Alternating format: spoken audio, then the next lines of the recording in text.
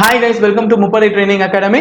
So Mupari Training Academy TNUSRBPC 2020 மற்றும் Indian navy army air force இவங்க 3 பேருக்கும் டிஃபென்ஸ் செக்டாரை சேர்ந்தவங்களுக்கும் வந்து ஆன்லைன் கிளாஸஸ் தொடங்கி வெற்றிகரமாக போயிட்டு இருக்கு. ஸோ ஆன்லைன் கிளாஸ்ல சேரணும்னு ஆசைப்படுறவங்க கீழே உள்ள கான்டாக்ட் நம்பரை மறக்காம கான்டாக்ட் பண்ணி அதற்கான டீடைல்ஸை கேட்டு தெரிஞ்சுக்கிட்டு ஜாயின் பண்ணுங்க. ஸோ வந்து நாங்கள் வந்து டேரக்டாக தான் சார் ஜாயின் பண்ணணும்னு ஆசைப்படுறோம், நேரடியாக வந்து பயிற்சி பெறணும்னு ஆசைப்படுறவங்களும் முதலில் இந்த லாக்டவுன் சமயத்தை வீணாக்காம ஆன்லைன் கிளாஸ்ல சேர்ந்துட்டு லாக்டவுன்ல நிறைவடைந்தவுடன் எங்களுக்கு வந்து என்ன பண்ணுங்க, டைரக்டா வந்து அட்மிஷன் போட்டுக்கோங்க.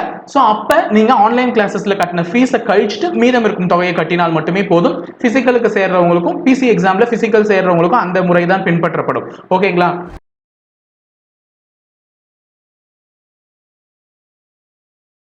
Good morning everyone, welcome to முப்படை ட்ரைனிங் அகாடமி. சரிங்களா, சிவிக்ஸ் நம்ம பார்க்கக்கூடிய 3வது டாபிக் என்னன்னு பார்த்தீங்கன்னா அரசியலமைப்பினுடைய உருவாக்கம், முகவரை மற்றும் முகவரையினுடைய கூறுகள். சரிங்களா, அதை நமக்கு பார்க்கக்கூடிய ஃபர்ஸ்ட் செக்டர் என்ன பார்த்தீங்கன்னா அரசியலமைப்பினுடைய உருவாக்கம். சரிங்களா, ஸோ கான்ஸ்டியூஷன், சிவிக்ஸ், பாலிட்டி அப்படின்னாலே நம்மளுடைய முதல் கேள்வி என்னவா இருக்கும் அப்படின்னு கேட்டிங்கன்னா, யார் இதை முன்வைத்தது, இந்த கோரிக்கை யார் முன்வைத்தது? சரிங்களா, அரசியலமைப்பு வேணும் அப்படிங்கிற கோரிக்கை யார் முன்வைத்தது, ஏன் நமக்கு தேவை? எல்லா கண்ட்ரீஸ்லையுமே வந்து பார்த்தீங்கன்னா கான்ஸ்டியூஷன் இருக்குதா, கான்ஸ்டியூஷன் இல்லாத கண்ட்ரிஸும் உலகத்தில் இருக்குதா அப்படிங்கிற கேள்வி நமக்கு முதன்முறையாக தோன்றும். சரிங்களா, ஸோ அரசியலமைப்பு அப்படிங்கிறது நம்ம முன்கூட்டியே பார்த்த மாதிரி முதல் கிளாஸ்ல பார்த்த மாதிரி எழுதப்பட்ட அரசியலமைப்பு, எழுதப்படாத அரசியலமைப்பு அப்படின்னு சொல்லிட்டு 2 வகை இருக்குது. சரிங்களா, ஒரு கான்ஸ்டியூஷனை உருவாக்கிட்டு சரிங்களா அதன்படி தான் அரசாங்கம் செயல்படணும் அப்படின்னு கட்டாயமெல்லாம் கிடையாது. சரிங்களா, அந்த கட்டாயம் அப்படிங்கிறது அந்த நாட்டு மக்களால் முடிவு செய்யப்படக்கூடிய ஒன்று. சரிங்களா, இந்தியாவுக்கு அரசியலமைப்பு தேவை, எழுதப்பட்ட அரசியலமைப்பு தேவை அப்படிங்கிற கோரிக்கை ஏன் வருதுன்னு கேட்டீங்கன்னா, பல்வேறு மக்கள் இருக்கிறாங்க. சரிங்களா, மதங்கள் அதிகமா இருக்குது, இனங்கள் அதிகமா இருக்குது, மொழிகள் அதிகமா இருக்குது. சரிங்களா, அதனால சட்டங்கள் அனைவருக்கும் பொதுவாக இருக்க வேண்டும்.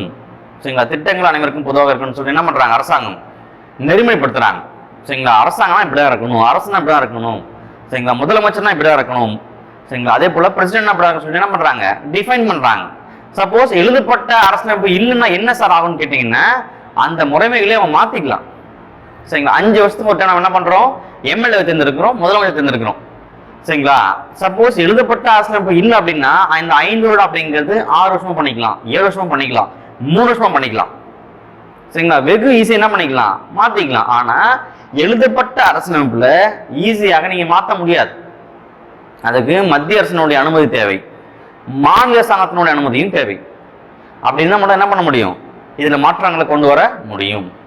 சரிங்களா, ஸோ நம்மளுடைய எழுதப்பட்ட அரசியலமைப்பு வேணும் அப்படின்னு சொல்லிட்டு முதன்முறையாக கோரிக்கை வைத்த நபர் யாருன்னு பார்த்தீங்கன்னா, வங்காளத்தை சார்ந்த எம்என் ராய் அப்படிங்கிற பர்சன். சரிங்களா, எம்என் ராய் அவர் புத்தகம் எழுதியிருப்பாரு. அந்த புத்தகத்தின் பேரு பேட்ரியாட்டிசம். சரிங்களா, பேட்ரியாட்டிசம் அப்படிங்கிற புத்தகத்துல என்ன பண்றாருன்னா, முதன்முறையாக இந்தியாவிற்கென்று எழுதப்பட்ட அரசமைப்பு சாஸ்திரம் வேண்டுன்ற கோரிக்கை வைத்தார். இந்தியாவில் தான் ஃபர்ஸ்ட் பர்சன் கிளைம் பண்றாரு, என்ன வேணும் அப்படின்னு கேட்கிறாரு. எந்த ஆண்டு கேட்கிறாரு, 1934 கேட்கிறாரு. சரிங்களா, அதே போல இந்த எம்என் ராய் யாருன்னு பாத்தீங்கன்னா ஒரு கம்யூனிஸ்ட்வாதி, ஒரு கம்யூனிஸ்ட் நபர் அவர். சரிங்களா, சோ கொஸ்டின் எப்படி கேட்பாங்க அப்படின்னா, இந்தியாவிற்கு எழுதப்பட்ட அரசமைப்பு சாசனம் வேண்டும் என்று கோரிக்கை வைத்த முதல் நபர் யாருன்னு கேட்பாங்க. Answer MN Roy. எந்த ஆண்டுன்னு கேட்டாங்கன்னா 1934. சரிங்க சார், அதன் பிறகு யாரும் கேட்கலையா, உடனடியாக அவருடைய கோரிக்கை நிறைவேற்றிட்டாங்களா அப்படின்னா கிடையாது. சரிங்களா, அதன் பிறகு 1939 ஜவஹர்லால் நேருவும் கோரிக்கை வைக்கிறார். எங்களுக்கு என்ன பண்ணுங்க, எழுதப்பட்ட அரசமைப்பு சாசனம் கொடுங்கன்னு சொல்லிட்டு ஐஎன்சி சார்பாக கோரிக்கை வைக்கிறாரு ஜவஹர்லால் நேரு. இவர் கம்யூனிஸ்ட் சார்ந்த நபர், இவர் ஐஎன்சி சார்ந்த நபர் ஜவஹர்லால் நேரு. ஸோ அடுத்து பாருங்க, 1946 மார்ச் 23 மிக முக்கியமான தேதி அது. சரிங்களா, இந்திய அரசு என்ன பண்றா அப்படின்னா, வெள்ளையனே வெளியேறு இயக்கம், கிரிப்ஸ் குழு. சரிங்களா, அதே போல பார்த்தீங்கன்னாக்க ஆகஸ்ட் அறிக்கை, இதன் மூலமா பிரிட்டிஷ் அரசாங்கம் இந்தியாவுக்கு ஆஃபீஸ் கொடுத்துட்டே இருக்கிறாங்க. நான் என்ன பண்றோம், விடுதலை இந்த 2ஆம் உலக போர்ல வெற்றிக்கு பின்பு உங்களுக்கு விடுதலை கொடுத்துறோம் அப்படின்ற மாதிரி ஒரு ஆஃபர் கொடுக்குறாங்க. சரிங்களா, அதை முழுமையாக நிராகரிக்கிறாங்க இந்திய மக்கள். சரிங்களா, ஸோ 2ஆம் உலக போர் முடிவுக்கு வருது, இங்கிலாந்து வெற்றி பெறுது. வெற்றி பெற்ற பின்பு புதிய கட்சி ஆட்சி அமைக்குது. 1945 ஒரு புதிய பிரதமர் அங்க தேர்வாகிறார். யாருன்னு பார்த்தீங்கன்னா அவர் பேரு கிளமெண்ட் அட்லி. நம்ம ஆல்ரெடி பார்த்துருப்போம், அவர் பேரு கிளமெண்ட் அட்லி. அவருடைய பணிகள் என்ன சார், அவர் என்ன பண்றார் அப்படின்னா, இந்திய மக்கள் கொடுத்த வாக்குறுதியின் அடிப்படையில 1946 தன்னுடைய அமைச்சரவையில் இருந்த இங்கிலாந்தினுடைய அமைச்சரவையில் இருந்த ஒரு 3 பேர் அனுப்பி வைக்கிறார்.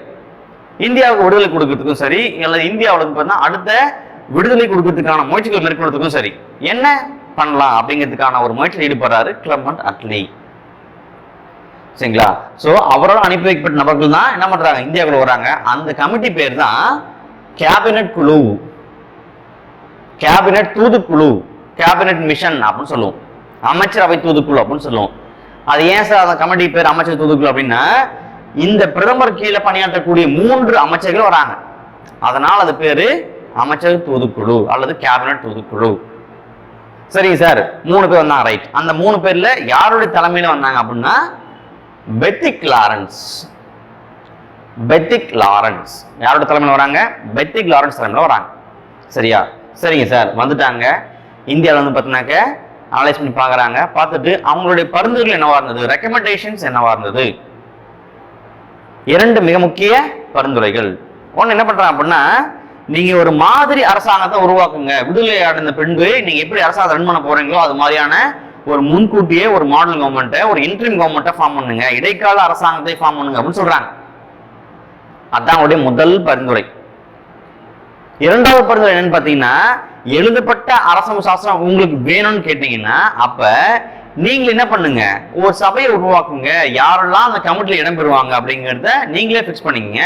அந்த கமிட்டி தான் இந்தியாவுக்கு எழுதப்பட்ட அரசமைப்பு சாசனம் உருவாக்கும் அப்படின்னு இந்த குழு பரிந்துரைக்குது.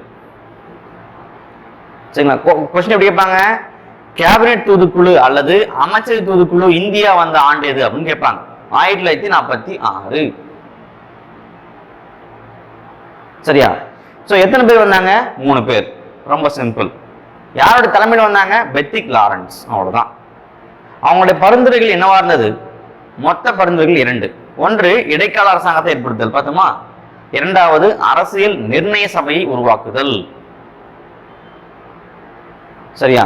சோ அடுத்து பாருங்க, இந்த 2 பரிந்துரைகளையும் இந்தியா என்ன பண்ணுது, நிறைவேற்றுது. ஏன் அப்படின்னா அதன் மூலியமா தான் இந்தியாவுக்கு விடுதலை கிடைக்க போகுது, அதன் மூலியமா தான் இந்தியாவுக்கு எழுதப்பட்ட அரசமைப்பு சாசனமானது கிடைக்க போறோம்.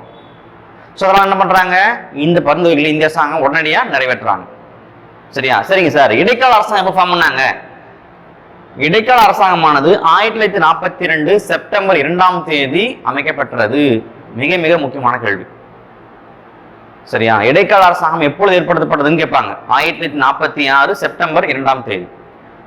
அடுத்த கொஸ்டின் கேட்பாங்க, இடைக்கால அரசாங்கமானது யாருடைய தலைமையில் அமைக்கப்பட்டதுன்னு கேட்பாங்க. ஜவஹர்லால் நேரு அவர்கள் தலைமையில். இடைக்கால பிரதமராக பணியாற்றிய நபர் யாருன்னு கேட்டா யாரு? ஜவஹர்லால் நேரு. கிட்டத்தட்ட 1946 செப்டம்பர் மாதத்துல இருந்து 1962 வரை அவர் தான் இருப்பார்.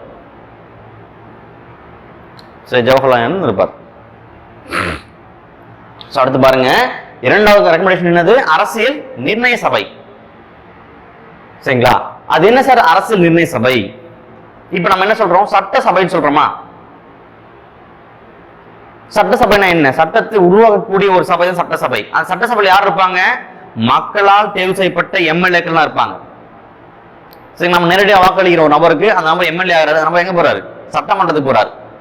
சரிங்களா? அது போல மறைமுக தேர்தல் மூலியமா, சரிங்களா, மறைமுக தேர்தல் மூலியமா என்ன பண்றாங்க, 10 லட்சம் மக்களுக்கு ஒரு பிரதிநிதி தேர்ந்தெடுக்கிறாங்க.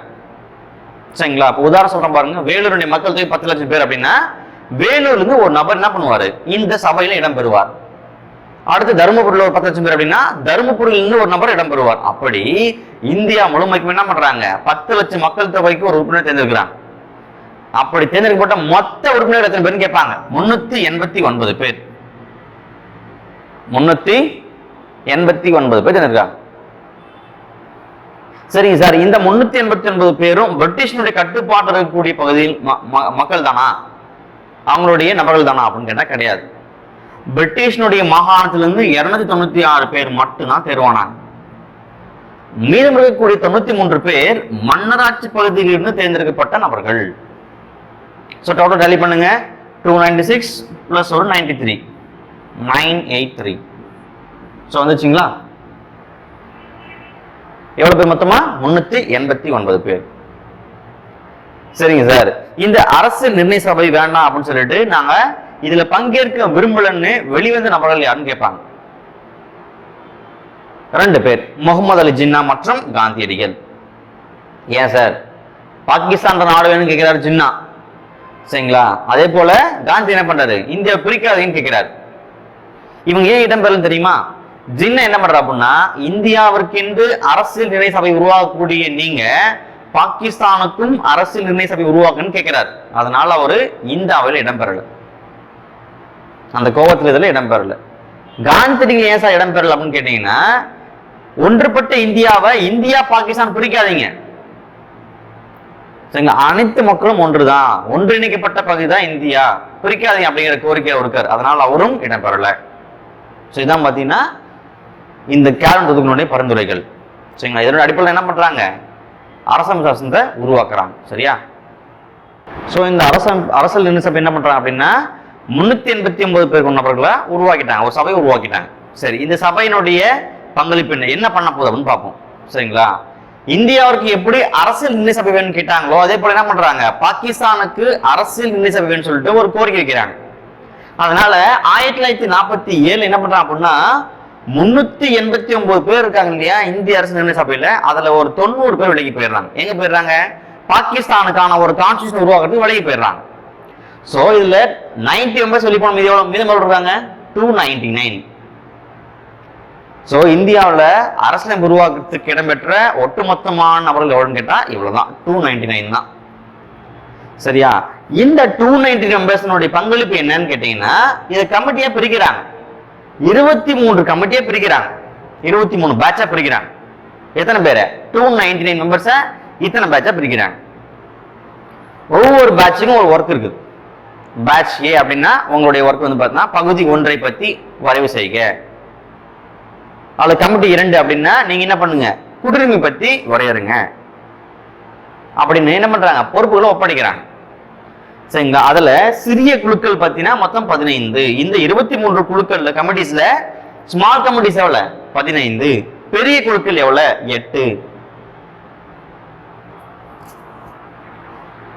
பெரிய குழுக்கள் எவ்வளவு, 8. அப்ப இந்த 299 பேர் என்ன பண்றாங்க, 23 கமிட்டியை பிரிக்கிறாங்க. 23 2 பேட்ச் இருக்குது, பேட்ச் ஏ பேட்ச் பின்னு சொல்லிட்டு சிறிய கமிட்டி பெரிய கமிட்டி. சரிங்க சார், இந்த சிறிய கமிட்டி பெரிய கமிட்டில மிக முக்கியமான கமிட்டி எதுன்னு கேட்டீங்கன்னா வரைவு குழு, டிராஃப்டிங் கமிட்டி. மிக முக்கியமான கேள்வி, சரிங்களா? மிக முக்கியமான குழு எது, வரைவு குழு, டிராஃப்டிங் கமிட்டி. சரியா? எப்ப சார் ஃபார்ம் பண்ணாங்க, 29 ஆகஸ்ட் 1947 ஃபார்ம் பண்றாங்க. அடுத்த மிக முக்கியமான கேள்வின்னு கேட்டீங்கன்னா வரைவு குழுவின் தந்தை யார் அப்படின்னு கேட்பாங்க. டிராஃப்டிங் கமிட்டியுடைய சேர்பர்சன் யாரு, அல்லது இந்திய அரசியலமைப்பின் தந்தை யாருன்னு கேட்பாங்க. ரெண்டுமே ஒண்ணுதான், டாக்டர் B.R. அம்பேத்கர்.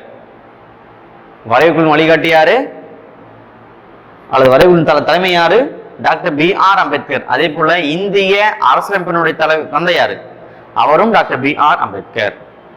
சோ இந்த வரைவுக்குழு மொத்தம் எத்தனை பேர் இருந்தாங்க, 7 பேர் இருந்தாங்க. அடுத்த கொஸ்டின் தான் கேட்பாங்க, வரைவுக்குழுவில் இடம்பெற்ற மொத்த நபர்களின் எண்ணிக்கை எவ்வளவுன்னு கேட்பாங்க. 7 பேர். சரிங்களா? அடுத்து பாருங்க, அரசியலமைப்பு என்ன பண்றாங்க, இந்த 23 கமிட்டிஸும் சேர்ந்து ஒரு குறிப்பிட்ட அளவு காலம் எடுத்துக்கொண்டு அதை உருவாக்கிட்டாங்க.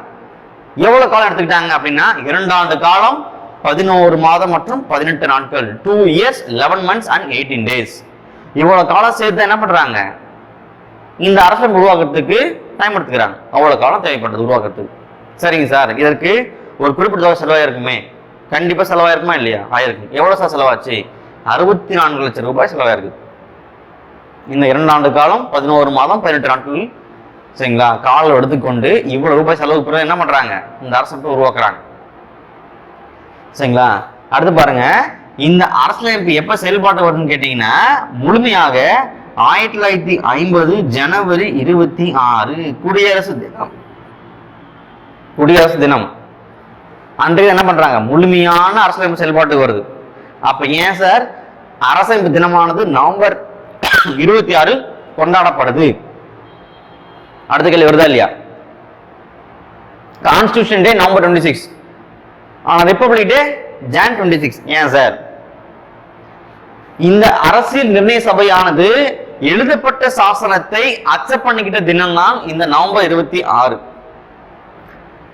இந்தியாவிற்கு எழுதப்பட்ட அரசியல் சாசனம் எப்ப ஏற்றுக்கொள்ளப்படுது அப்படின்னு கேட்டீங்கன்னா நவம்பர் 26. அதுதான் கான்ஸ்டிடியூஷன் டே அல்லது அரசமைப்பு தினம். சரியா? 1930ல ஜனவரி 26ல முதலாக பிரிட்டிஷ் அரசாங்கத்தினுடைய ஆட்சி காலத்துல இண்டிபெண்டன்ஸ் டேவை கொண்டாட ஜவஹர்லால் நேரு அன்று முதல் ஒவ்வொரு ஆண்டுதோறும் ஜனவரி 26 சுதந்திர நாளாக கொண்டாடலாம் அப்படின்னு என்ன பண்றாரு, ஒரு தீர்மானத்தை கொண்டு வர்றாரு. அவருடைய தீர்மானத்தை நிறைவேற்றக்கூடிய வகையில தான் இந்த அரசமைப்பு சாசனமானது இந்த ஜனவரி 26ங்கிற தேதியில முழுமையான செயல்பாட்டுக்கு வருது. சரியா? சரிங்க சார். இது உருவாக்கப்பட்ட பொழுது எவ்வளவு ஆர்டிகல்ஸ், எவ்வளவு பார்ட்ஸ், எவ்வளவு அட்டவணைகள் இருந்துன்னு கேட்டீங்கன்னா 395 ஆர்டிகல்ஸ், 22 பகுதிகள், 8 அட்டவணைகள் இருந்தது. இப்ப எவ்வளவு சார் இருக்குது? 448 ஆர்டிகல்ஸ், 25 பகுதிகள் மற்றும் 12 அட்டவணைகள் இருக்குது. என்ன பண்றாங்க, இப்படி அரசமைப்பு முழுமையா உருவாக்குறாங்க. எவ்வளவு காலம் எடுத்துக்கிச்சு?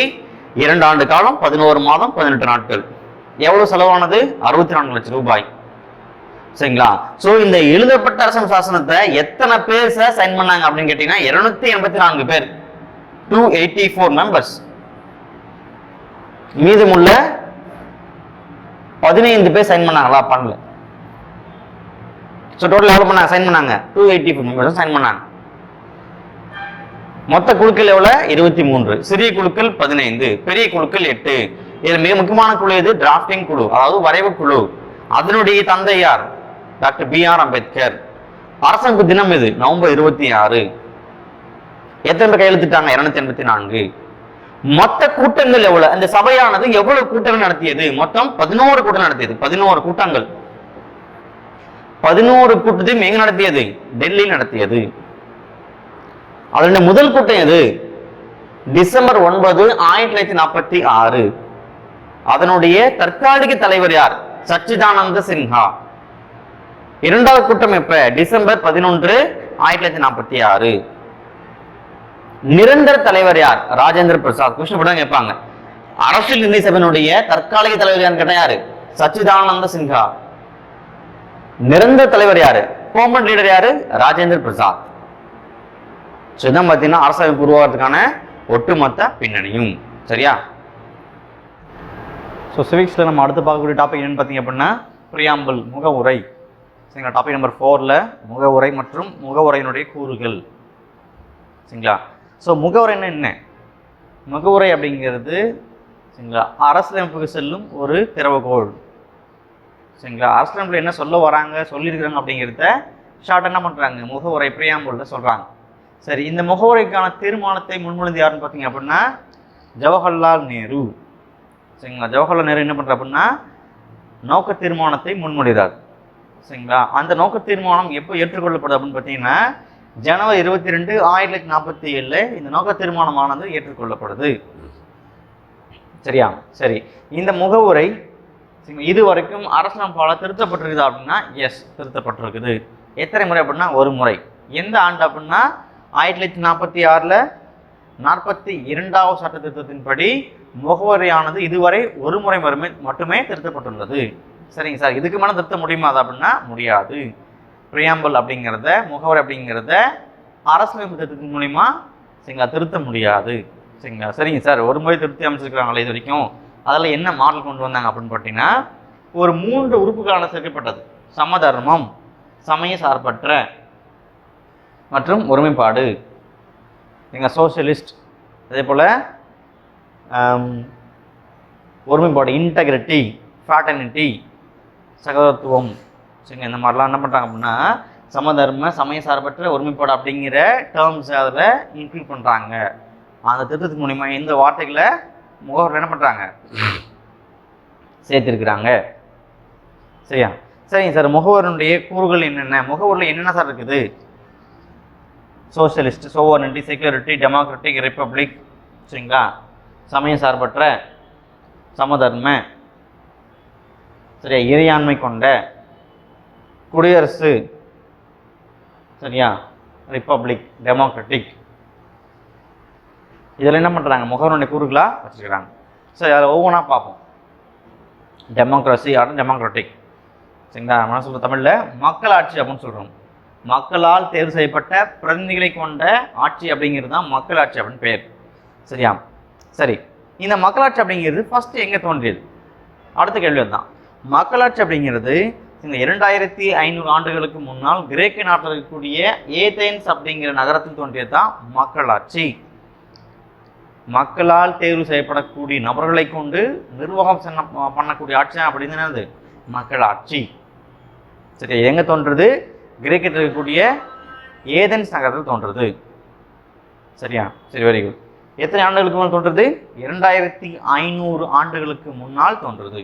சரியா? காந்திக்கு என்ன பண்ற அப்படின்னா 20 பேர் கொண்ட குழுவால் நிர்வாகம் செய்யப்படுவது அல்ல மக்களாட்சி அப்படின்னு சொல்றாரு. சில கொஸ்டின்ஸ் கேட்பாங்க. 20 பேர் கொண்ட குழுவால் நிர்வாகம் செய்யப்படுவது அல்ல மக்களாட்சி என கூறியவர் யாருன்னு கேட்பாங்க. மகாத்மா காந்தி. சரியா? அதே போல மக்களாட்சியினுடைய வகைகள் என்னென்ன? 2 வகை இருக்குது. ஒன்று நேரடி மக்களாட்சி, 2வது மறைமுக மக்களாட்சி. அது என்ன சார் நேரடி மக்களாட்சி மற்றும் மறைமுக மக்களாட்சி? நேரடி மக்களாட்சின்னு கேட்டீங்க அப்படின்னா மக்களால் தேர்வு செய்யப்படக்கூடிய பிரதிநிதிகளை மட்டுமே கொண்டு நிர்வாகம் செய்வது. மறைமுக மக்களாட்சி அப்படின்னா மக்கள் ஒருத்தருக்கு ஓட்டு போட்டிருப்பாங்க, சரிங்களா? அந்த பிரதிநிதிகளில் ஒருத்தர் என்ன பண்ணுவார்? நிர்வாகம் செய்வார். அது மறைமுக மக்களாட்சி. சரியா? சரி, நேரடி மக்களாட்சி எங்கெல்லாம் இருக்குது, அது எங்கே தோன்றியது அப்படின்னு பார்ப்போம். நேரடி மக்களாட்சி தோன்றிய முதலிடம் எதுன்னு கேட்பாங்க. கிரேக்கத்தில் இருக்கக்கூடிய ஏதென்ஸ். மக்களாட்சி தோன்றிய இடமும் அதுதான், அதே போல நேரடி மக்களாட்சி செயல்படக்கூடிய இடமும் அதுதான். சரிங்களா? சரிங்க சார், கிரேக்கத்தினுடைய ஏதென்ஸ் நகரத்தை தாண்டி மற்ற இடங்களில் எங்கேயாச்சும் இந்த நேரடி மக்களாட்சி நடைமுறையில் தற்போது இருக்குது அப்படின்னா இருக்குது. எங்கே சார்? சுவிட்சர்லாந்து. ரொம்ப இம்பார்ட்டன்ட். சுவிட்சர்லாந்தில் இன்றைக்கும் நேரடி மக்களாட்சி நடைமுறையில் இருக்குது. சரி, அடுத்து மறைமுக மக்களாட்சி பார்ப்போம். மறைமுக மக்களாட்சி பின்பற்றக்கூடிய நாடுகள்லாம் எது sir? India, England, France, USA. ரொம்ப இம்பார்ட்டன்ட். சரியா? கொஸ்டின்ஸ் இப்படி கேட்பாங்க. பின்வரும் எந்த நாடு மறைமுக மக்களாட்சி பின்பற்றுகிறது அப்படின்னு கேட்பாங்க. சரிங்களா? அதில் இந்தியா, இங்கிலாந்து, யூஎஸ்ஏ, பிரான்ஸ் அனைத்துமே என்னது? மறைமுக மக்களாட்சி பின்பற்றக்கூடிய நாடுகள். சரியா? சரி, அடுத்து நாடாளுமன்ற மக்களாட்சி அப்படின்னா என்ன? இந்த மக்களாட்சியை பார்த்தா நேரடி இருக்கு, மறைமுகம் இருக்குது. இந்த நேரடி மறைமுகம் பார்த்தா 2ஆக பிரியுது. ஒன்று நாடாளுமன்ற மக்களாட்சி, 2வது அதிபர் முறை மக்களாட்சி. சரியா? ஸோ இந்தியா நாடாளுமன்றம் இருக்குதா? பார்லிமெண்ட் இருக்குதா? இங்கிலாந்துல பார்லிமெண்ட் இருக்குதா? நாடாளுமன்றத்தின் மூலமாக நாட்டை நிர்வாகம் பண்ணக்கூடிய அமைப்புக்கு பேரு நாடாளுமன்ற மக்களாட்சி. உதாரணமான நாடுகள் 2, இந்தியா அண்ட் இங்கிலாந்து. சரிங்களா? அதுவே நாடாளுமன்றம் இல்லாத தனிப்பட்ட நபராகிய அதிபர் நிர்வாகம் பண்ணார் அப்படின்னா அது பேரு அதிபர் மக்களாட்சி. யூஎஸ்ஏல அதிபர் இருக்காரா? டொனால்ட் ட்ரம்ப் இருக்காரா? பிரான்ஸ் அதிபர் இருக்காரா? கனடா அதிபர் இருக்காரா? அப்ப அந்த நாடுகள்ல அதிபர் தான் என்ன பண்றாரு? சட்டங்களை செயல்படுத்துறாரு, நிர்வாகம் பண்றாரு. அந்த மாதிரி மக்களாட்சி நாடுகள் அதிபர் மக்களாட்சி நாடுகள் என்று அழைக்கப்படுகிறது. சரியா? சரிங்க சார், இந்த மக்களாட்சி தினம் அப்படின்னு கொண்டாடப்படுதா? ஆமாம், கொண்டாடப்படுது. எப்ப? செப்டம்பர் மாதம் 15ஆம் தேதி. ஒவ்வொரு ஆண்டும் செப்டம்பர் மாதம் 15ஆம் தேதி நம்ம என்ன கொண்டாடுறோம்? மக்களாட்சி தினமாக கொண்டாடுறோம். சரிங்க சார், எப்ப இருந்து கொண்டாடுறோம்? 2007ஆம் ஆண்டு என்ன பண்றாங்க அப்படின்னா யுனெஸ்கோ அறிவிக்கிறாங்க. உலக மக்களாட்சி தினமா செப்டம்பர் 15 அறிவிக்கிறாங்க. 2007 முதல் கொண்டாடி வருகிறோம். சரியா? சரி, வெரி குட். இந்தியாவில் இருக்கக்கூடிய ஒட்டுமொத்தமான மக்கள்கிட்ட கணக்கெடுப்பின் பிரகாரம் 79% மக்கள் இந்தியா நடைபெறக்கூடிய மக்களாட்சி மீது நம்பிக்கை வைத்திருக்க மக்களா கணக்கெடுப்பு சொல்லுது. நம்முடைய ஸ்கூல் புக்கில் கொடுத்துருப்பாங்க, 6th புக்கில் கொடுத்துருப்பாங்க. 79% மக்கள் என்ன பண்றாங்க? இந்தியா நடக்கக்கூடிய மக்களாட்சியில நம்பிக்கை வச்சிருக்காங்க அப்படின்னு சொல்றாங்க. சரியா? அடுத்து இந்த பிரியாமல் வரக்கூடிய 2வது உறுப்பு டெமோக்ராசி நம்ம பார்த்துட்டோம். 2வது ரிப்பப்ளிக், குடியரசு. ஸோ குடியரசு அப்படிங்கிறது என்ன வேர்டு? ஆக்சுவலா லத்தீன் வேர்டு. குடியரசு என்ற சொல் லத்தீன் மொழி சொல். சரிங்களா? சரி, குடியரசுக்கு என்ன சார் மீனிங்? ரெப்ளிஷியா அப்படின்னா அந்த வேர்டில் லத்தீன் வேர்டு சொல்கிறது தான் இந்த குடியரசு அப்படிங்கிற வேர்டு. சரி, குடியரசுக்கு ரெப்ளிஷியாவுக்கு என்ன சார் மீனிங் அப்படின்னு கேட்டிங்கன்னா பொது நிர்வாகம். பொது நிர்வாகம் அப்படின்னு மீனிங். சரிங்களா? கொஸ்டின் கேட்பாங்க, பின்வரும் எந்த சொல்லானது பொது நிர்வாகம் சொல்லி குறிக்கிறது அப்படின்னு கேட்பாங்க. சரியா? ஸோ என்ன சொல்லுது? ரெப்ளிஷியா அல்லது குடியரசு அப்படிங்கிறது. சரியா? சரிங்க சார், இந்த குடியரசு அப்படிங்கிற முறை அல்லது அந்த சொல்லானது எங்கே தோன்றியது அப்படின்னு கேட்டிங்கன்னா ரோம் நாட்டில் தான் தோன்றியது. எவ்வளோ காலத்துக்கு முன்னாடி சார்? இப்போ உதாரணத்துக்கு மக்களாட்சி அப்படின்னா 2500 ஆண்டுகளுக்கு முன்னால் தோன்றியது. அதே போல்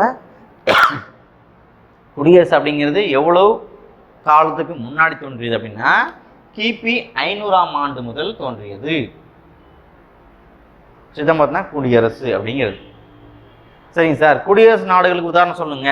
மக்களாட்சி சொன்னீங்க சார், நேரடி மக்களாட்சி சொன்னீங்க, மறைமுக மக்களாட்சி சொன்னீங்க, அதிபர் மக்களாட்சி சொன்னீங்க, அதே போல் நாடாளுமன்ற முறை மக்களாட்சி சொன்னீங்க. அதே போல் குடியரசு நாடு அல்லது குடியரசு சரிங்களா நாடுகளை கொண்ட நிர்வாகத்தை பற்றி சொல்லுங்க அப்படின்னா சரிங்களா இந்தியா மற்றும் ஆஸ்திரேலியா அதான் அதுக்கு உதாரணமான நாடுகள்.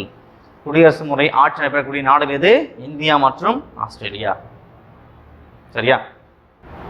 ஸோ மக்களாட்சி அப்படிங்கிறது உலகத்தில் பல்வேறு இடங்களில் பல்வேறு நாடுகளில் பல்வேறு காலகட்டத்தில் தோன்றுறது. சரிங்களா? அது என்னென்னு பார்ப்போம். சரிங்களா? ஃபர்ஸ்ட் எங்கே பார்த்தீங்கன்னா கிரேக்கம் அப்படிங்கிறது. சரிங்களா?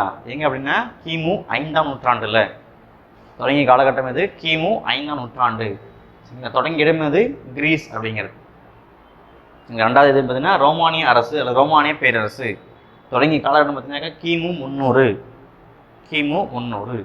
சரிங்களா? எங்கே இருக்குது அப்படின்னா இத்தாலி அப்படிங்கிறதுல இருக்குது. மூன்றாவது சான் மரினோஸ். சரிங்களா? எப்போ தோன்றுறது? கிபி 301. ரோமானிய அரசு கிமு, அதே போல் சான் மரினோஸ் அப்படிங்கிறது கிபி 301. எங்கே இருக்குது? இத்தாலியில் இருக்குது. சரிங்களா? நான்காவது பார்த்தீங்கன்னா ஐஸ்லாந்து. அங்கே எப்போ இந்த மக்களாட்சி முறை தோன்றுது அப்படின்னு கேட்டிங்கன்னா கிபி 930 அப்படிங்கிற காலகட்டத்தில் தோன்றுது. சரிங்களா? எங்கே இருக்குது? திங்வெளிர். சரிங்களா? அடுத்து பார்த்தீங்கன்னா மனிதத்தீவு. சரிங்களா? எப்போ தோன்றுறது? கிபி 927 தோன்றுறது. 927 காலகட்டத்தில் அங்கே மக்களாட்சி முறையான தோன்றுறது. ஸோ எங்கே இருக்குது? இங்கிலாந்துக்கும் ஐஸ்லாந்துக்கும் இடையில் இருக்கக்கூடிய தீவு தான் மனிதத்தீவு. சரியா? அடுத்து இங்கிலாந்து. எப்போ தோன்றுறது? 13ஆம் நூற்றாண்டு. கிபி 13ஆம் நூற்றாண்டில் என்ன பண்ணுதாங்க? மக்களாட்சி முறையானது தோன்றுறது. சரிங்களா? 1215 மகாசாசனமானது வெளியிடப்படுது. அதன் மூலிமா மக்களாட்சி நிறுவப்படுது இங்கிலாந்தில். சரியா? ஸோ கடைசி பார்த்தீங்கன்னா யூஎஸ்ஏ ஐக்கிய அமெரிக்க நாடுகள். எப்போ தோன்றுறது? 1779.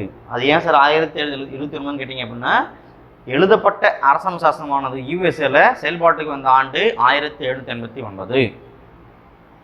சரிங்களா? ஸோ இப்படி தான் என்ன பண்ணுறாங்க? பல்வேறு காலகட்டங்களில் மக்களாட்சி முறையானது செயல்பாட்டுக்கு வருது. சரியா? ஸோ நம்ம அடுத்து பார்க்க போகிற பார்த்தீங்கன்னா பல்வேறு வகையான அரசாங்கத்தினுடைய அமைப்புகள். சரிங்களா? ஸோ அதுக்கு முன்னாடி நம்ம தெரிஞ்ச ஒரு விஷயம் என்னன்னு பார்த்தீங்கன்னா அரசு மற்றும் அரசாங்கம் ரொம்ப இம்பார்ட்டன்ட். சரிங்களா? அது என்ன சார் அரசு கேட்பாங்க கொஸ்டின்ஸ். அரசின் தலைவர் யார் அப்படின்னு கேட்பாங்க, அல்லது அரசாங்கத்தின் தலைவர் யார் அப்படின்னு கேட்பாங்க. அரசு என்பது நிலையானது, அரசாங்கம் என்பது அந்த நிலையான அரசை நிர்வகிக்கக்கூடிய ஒரு குழு. சரிங்களா? இந்திய அரசு. சரிங்களா? நிர்வாகம் பண்ணுறது யாரு? பிரதமர் மோடி தலைமையிலான அரசாங்கம். சரிங்களா? அப்போ அரசு அப்படிங்கிறது நிலையானது, அரசாங்கம் அப்படிங்கிறது மாறக்கூடியது. சரிங்களா? இந்திய அரசின் தலைவர் யார்? பிரசிடென்ட். அதே போல் மாநில அரசின் தலைவர் யார்? கவர்னர். சரிங்களா? இந்திய அரசாங்கத்தின் தலைவர் யார்? பிரதமர். அதே போல் மாநில அரசாங்கத்தின் தலைவர் யார்? முதலமைச்சர். சரிங்களா? ஸோ இந்த மாதிரி உலகத்தில் பல்வேறு அரசாங்கங்கள் இருக்குது. அதுக்கு முன்னாடி பார்த்தீங்க அப்படின்னா நேபாளத்தில் மக்கள் புரட்சி ஏற்பட்ட ஆண்டு எதுன்னு கேட்பாங்க. 2006. நேபாளத்தில் மக்கள் புரட்சி ஏற்பட்ட ஆண்டு 2006. அதே போல் பூட்டான் அப்படிங்கிற நாட்டில் மன்னராட்சி அப்படிங்கிறது நாடாளுமன்ற முறை ஆட்சி வருவதற்கு 34 ஆண்டு காலம் தன்னுடைய பதவியை தொடர்ந்த நபர் யாருன்னு கேட்பாங்க. சரிங்களா? பேர் ஜிக்மே கேசர். பூட்டானுடைய மன்னராக இருந்த ஜிக்மே கேசருடைய முயற்சினால தான் பூட்டான் ஆனது என்ன பண்ணுது? மக்களாட்சி அப்படிங்கிறத நாடாளுமன்ற மக்களாட்சி மூலமாக செயல்படுத்துது. சரிங்களா? ஸோ இந்த பல்வேறு அரசாங்க அமைப்புகளில் நம்ம பார்க்க போகிறது ஃபஸ்ட்டு உயர்குடியாட்சி. சரிங்களா? உயர்குடியின மக்களால் நடத்தப்படும் ஆட்சி தான் உயர்குடியாட்சி அப்படின்னு பேர். சரிங்களா? இந்த உயர்குடியாட்சி மூலம் எங்கெல்லாம் சார் செயல்படுறதுன்னு கேட்டிங்கன்னா 2 நாடுகள், ஸ்பெயின் மற்றும் இங்கிலாந்து. சரிங்களா? இரண்டாவது பாருங்க முடியாட்சி. சரிங்களா? முடியாட்சி எங்கெல்லாம் சார் செயல்பாட்டில் இருக்குது? பூட்டான், ஓமன், கத்தார் இப்படிப்பட்ட நாடுகளில் சரிங்களா என்ன இருக்குது? முடியாட்சி முறையானது செயல்பாட்டில் இருக்குது, இன்னமும் இருக்குது. சரியா? மூன்றாவது பாருங்க, தனிநபர் ஆட்சி. சரிங்க, சவுதி அரேபியாவினுடைய மன்னர். அதே போல வடகொரியாவினுடைய அதிபர். ஒரு நபர் என்ன பண்றாரு, ஒட்டுமொத்த நாட்டையுமே நிர்வாகம் பண்றாரு. அது என்ன சொல்றோம், தனிநபர் ஆட்சி அப்படின்னு சொல்றோம். அதே போல பார்த்தீங்கன்னா சிறு குழு ஆட்சி. சரிங்களா, சீனாவை பார்த்தீங்கன்னா என்ன பண்றாங்க, கம்யூனிஸ்ட் அப்படிங்கிற ஒரு குழுவானது ஆட்சி பண்ணுது. சரிங்களா, அதே போல வெனிசுலா என்ன பண்றாங்க, ஒரு குழுவானது ஆட்சி பண்ணுது. சிறு குழு ஆட்சி அப்படின்னு சொல்றோம். சரிங்களா, கடைசியா பாருங்க, மத குருமார்களின் ஆட்சி. வாட்டிகன் சிட்டி அப்படிங்கிற இடத்துல மத குருமார்கள் என்ன பண்றாங்க, நிர்வாகம் பண்றாங்க. ஸோ இந்தியாவில் என்ன பண்றாங்க, மக்களாட்சி முறையை ஃபாலோ பண்றாங்க. நேரடி மக்களாட்சி முறை இருக்குது, மறைமுக மக்களாட்சி இருக்குது. நேரடி மக்களாட்சி முறை எங்க இருக்குது, பஞ்சாயத்து அமைப்புகளில், கிராமப்புறத்தில் இருக்கக்கூடிய பஞ்சாயத்து அமைப்புகளில், நகர்ப்புறத்தில் இருக்கக்கூடிய முனிசிபல் அமைப்புகளில் நேரடி மக்களாட்சி முறை இருக்குது. மறைமுக மக்களாட்சி முறை எங்கெல்லாம் இருக்குது, சரிங்களா, முதலமைச்சர் மறைமுக மக்களாட்சி முறை, பிரதமர் மறைமுக மக்களாட்சி முறை, குடியரசுத் தலைவர் மறைமுக மக்களாட்சி முறை, துணை குடியரசுத் தலைவர் மறைமுக மக்களாட்சி முறை. சரிங்களா, ஸோ மக்களாட்சியை தாண்டி என்ன பண்றாங்க, பல்வேறு அரசாங்கங்கள் அரசுகள் செயல்பாடு இருக்குது. அவை இவைகள் தான். சரியா? ஸோ அடுத்து சில முக்கியமான புரட்சிகளை பற்றி பார்ப்போம். சரிங்களா? ஸோ ரஷ்ய புரட்சி எப்போ நடைபெற்றது அப்படின்னு பார்த்தீங்கன்னா 1917ஆம் ஆண்டு 1917 ரஷ்ய புரட்சி. சரிங்க, அதே போல் பிரெஞ்சு புரட்சி நடைபெற்ற ஆண்டு எது அப்படின்னு கேட்பாங்க, 1789. அதுதான் பிரெஞ்சு புரட்சி. சரிங்களா, அமெரிக்க புரட்சி அப்படின்னு கேட்பாங்க 1791ஆம் ஆண்டு.